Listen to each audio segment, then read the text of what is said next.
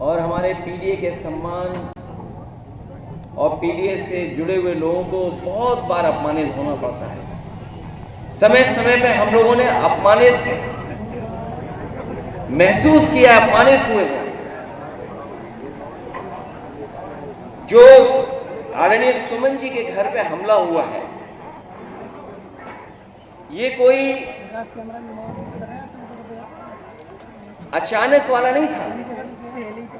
आदरणीय सुमन जी के घर पर जो हुआ है हमला, बहुत सोच समझ करके हमला हुआ है, बहुत सोच समझ करके तैयारी के साथ हमला किया गया है। ये कोई सुनने में आ रहा है, जो सुनने में आ रहा है, हो सकता है वो बात आप लोगों तक मुझसे पहले पहुंच गई हो। योगी जी की निगरानी में उनके एक सलाहकार और कुछ इंडिपेंडेंट स्वजातीय एमएलए जो राजस्थान के थे, इंडिपेंडेंट एमएलए को लखनऊ के एक बड़े होटल में बुलाया गया था।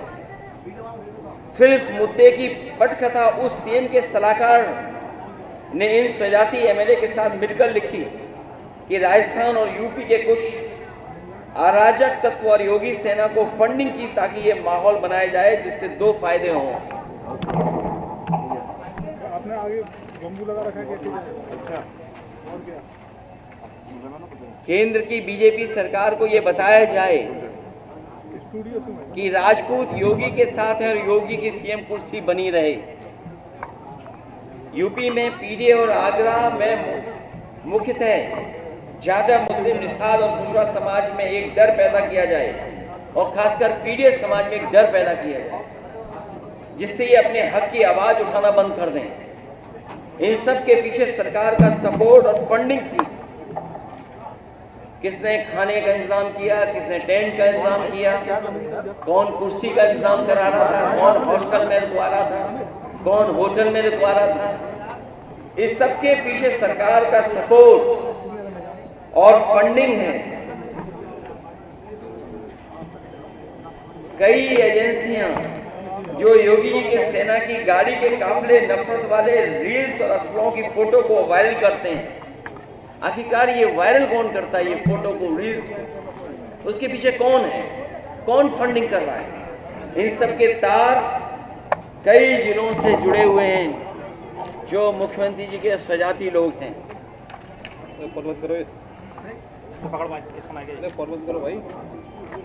और मैं इसलिए कहता हूं कि सरकार पिछड़े दलितों और अल्पसंख्यकों को डराना चाहती है। कई मौकों पर हम लोगों ने घटनाओं में देखा है, उनके काम करने के तरीके को देखा है, क्योंकि वो जानते हैं कि पीडीए की ताकत 2027 में सपा को साथ दे रही है। सपा के साथ खड़े हैं पीडीए के लोग। उसे डराएं, धमकाएं, और वो डराना धमकाना हम लोगों ने देखा था। अभी जो बाई इलेक्शन हुआ था उसमें किस तरीके से डराया धमकाया गया था, उन्हें वोट तक नहीं डालने दिया गया था। ये बड़ी साजिश थी। और मैं कुछ उदाहरण हाल के ही देना चाहता हूं, मैं पुराने उदाहरण कोई नहीं देना चाहता हूं। किस तरीके के सरकार का व्यवहार है डराने का, मैं वही उदाहरण कुछ देना चाहता हूं। हालांकि कुछ बातें जो घटनाएं हैं उसमें कुछ मिलकर के कुछ और फैसले हुए हैं, लेकिन जो घटनाएं हम लोगों ने देखी और हाल में हुई हैं, इलाहाबाद में एक दलित को जला के मार दिया गया क्योंकि उसने जाति विशेष के लोगों के गेहूं काटने से मना कर दिया। क्या आज के आजाद भारत में जहां बाबा साहब भीमराव अम्बेडकर जी का संविधान हो, वहां पर ऐसी घटनाएं होंगी कि अगर गेहूं के काटने के लिए मना कर दें तो उसकी जान ले लेंगे जला करके? कल आगरा में अभी कुछ दिन पहले और कई दिनों पहले, कई वर्षों पहले भी घटनाएं हुई हैं। उन घटनाओं का मैं जिक्र नहीं करना चाहता हूं, कस्टोडियल डेथ की मैं जिक्र नहीं करना चाहता हूं, लेकिन कुछ दिन पहले आगरा में बारातियों और दूल्हे को घोड़ी से उतार के मारा क्योंकि वो बाबा साहेब अम्बेडकर जी का गाना बजा रहे थे। अगर गाना तेज था तो उसकी शिकायत की जा सकती है। लेकिन गाना आप क्या बजा रहे हैं, नहीं बजा सकते हैं, और किस तरह का व्यवहार रहा। इसी तरह इटावा में निषाद युवक को उसके फेसबुक पोस्ट के लिए मारा और अभी तक कोई कार्रवाई नहीं हुई है। अभी हाल ही में फेसबुक पोस्ट लिख दिया, उसने वीरांगना फूलन देवी को लेकर के कुछ लिख दिया, उसको मारा और अभी तक मारने वालों पे कोई कार्रवाई नहीं हुई है। आजमगढ़ में एक दलित दंपति पुलिस से कह रहा था कि आप चल के मेरी बेटी छुड़ा दीजिए। जाति विशेष के दबंगों ने उसे बंधक बना लिया, उसका रेप कर रहे थे। बताइए आप किस युग में हैं हम शायद ये भूल गए हैं, और इसलिए भूल गए हैं क्योंकि सरकार बाबा साहब भीमराव अम्बेडकर जी के दिया हुआ संविधान पे नहीं चली, उस कानून को नहीं लागू कर रही है। जौनपुर में एक नफरती बाबा साहब की शोभा यात्रा के दिन उनके झंडे को पैरों तले रौंद रहा था। ये घटनाएं हुई हैं।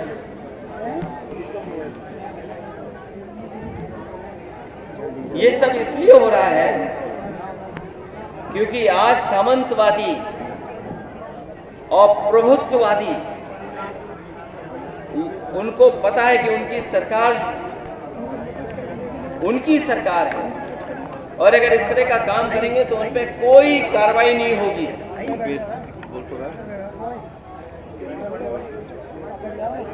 इसीलिए निषाद समाज की वीरांगना फूलन देवी को मारने वाला और किस तरह बोलने वाले लोग वहां शामिल हो, किस तरह ब्रॉडकास्ट किया जा रहा है आज के समय पर। आज जब मैं अपनी पार्टी के दलित सांसद राजीव सुमन जी के साथ खड़ा हूं तो याद होगा मुझे गोली मारने की धमकी मिल रही है, जैसे फूलन देवी जी को मारा जैसे वैसे तुम्हें मारेंगे। आखिरकार कौन है इनके पीछे? और अगर ये धमकी दी गई है, अगर वो पोस्ट वायरल हो रही है, सोशल मीडिया पे चल रही है, वैसे तो सरकार को खुद संज्ञान लेना चाहिए। क्या करूं? लेकिन अगर हमारी पार्टी के लोग शिकायत भी करने जा रहे हैं तो उस पर एफआईआर दर्ज नहीं हो रही है। बीजेपी के लोग कुछ भी लिख सकते हैं, उन पे एफआईआर नहीं होगी, कड़ी कार्रवाई नहीं होगी। और अगर एफआईआर हो भी जाएगी तो कार्रवाई नहीं होगी। करीबन 25-30 एफआईआर तो हम लिखा चुके हैं। इस सरकार में जाति कैसे काम कर रही है उसे देखिए। सम्राट अशोक, जिन्हें कुशवाहा मौर्य समाज अपना भगवान मानता है, उनकी जयंती पर सौहार्दपूर्ण आयोजन, एक व्यक्ति ने तलवार से केक काट दिया, उस पर कार्रवाई हो गई, पर पुलिस ड्रोन की निगरानी में तलवार लहराती योगी सेना के लोगों को पूरे सम्मान के साथ कोई कार्रवाई नहीं हुई हो। अगर कहीं कोई कार्रवाई हुई हो तो बताइए आप। और याद कीजिए क्या कहा जाता था जब पुरानी सरकार हुआ करती थी। एक बहुत प्रतिष्ठित चैनल की मैं न्यूज के आधार पे ये बात कह रहा हूं कि Yadav take over of UP police, मतलब यूपी की पुलिस में बस यादव हैं। ये एक प्रतिष्ठित न्यूज चैनल, और ऐसी कई फर्जी खबरें चलाई जाती थी। केवल एक नहीं खबर चलती थी, बहुत सी खबरें चलती थी। लेकिन आज जो आंकड़े हैं 2025 के, वो खबरें कहीं नहीं चल रही हैं। आगरा में 48 थाने हैं, बताओ पीडीए कितने हैं इन थानों में। मैनपुरी में 15 थाने हैं जो सरकार के स्वजाती लोग हैं। मैनपुरी में 15 थाने हैं, 15 में 10 में हैं वो लोग। महोबा में 11 थाने हैं, 6 में सिंह साहब लोग। पीडीए के केवल 3 हैं। चित्रकूट में 10 थाने हैं, जयतन में सिंह साहब लोग बैठे हैं। यूपी एसटीएफ के बारे में हम लोगों ने कई बार सवाल खड़े किए। 21 अधिकारी हैं, 11 सिंह साहब हैं, 3 केवल पीडीए हैं और ग्राफ भी लाया हूं मैं। अगर आप चाहें तो ग्राफ भी मैं दे सकता हूं, दिखा सकता हूं। नीचे कर ले यार भाई, अगर आप चाहोगे तो मैं ग्राफ भी दिखा सकता हूं। मैं जानता हूं कई चैनल अपने आप ग्राफ को कवर कर रहे हो। ये ग्राफ है, ये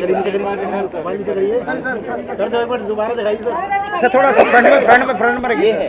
ये तो मैं केवल 4 जगह का बता रहा हूं मैं आपको, केवल 4 जगह की बात कर रहा हूं मैं केवल। STF का देख लीजिए आप सर, फ्रंट में सर।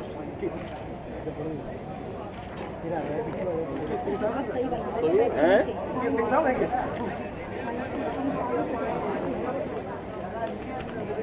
थोड़ा पीछे कर, नीचे कर ले भाई। इसलिए मैं कहना चाहता हूं, जो बात मैंने पहले कही मैं फिर कहता हूं,